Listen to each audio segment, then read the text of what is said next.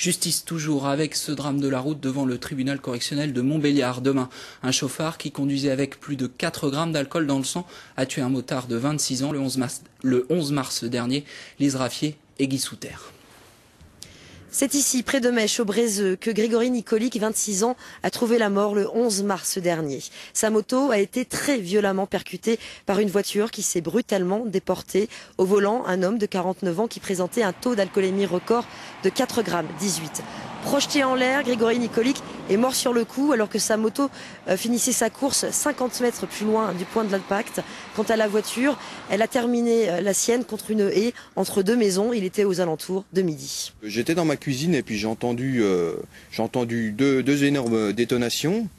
Et quand je suis allé à ma fenêtre, en fait, j'ai vu la voiture là-bas dans le champ, la voiture qui est entrée en collision avec la moto, qui était en plein milieu du champ là-bas. Et puis après, quand je suis sorti de chez moi, j'ai vu plein de gens, j'ai vu la moto en feu là-bas, près de la poubelle. Et Mèche, c'est précisément la ville où réside la famille Nicolic. Une famille sous le choc, bien sûr, mais qui conserve malgré la colère et la douleur toute sa dignité. Tout simplement, j'attends pour cet individu une condamnation exemplaire. On sait que les routes franc-comtoises sont très meurtrières et puis je pense qu'un monsieur Sando n'a pas à passer en correctionnel. C'est une place aux assises.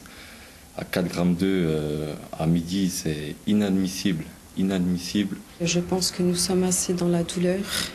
Donc je pense qu'il n'y a pas besoin de faire plus de mal.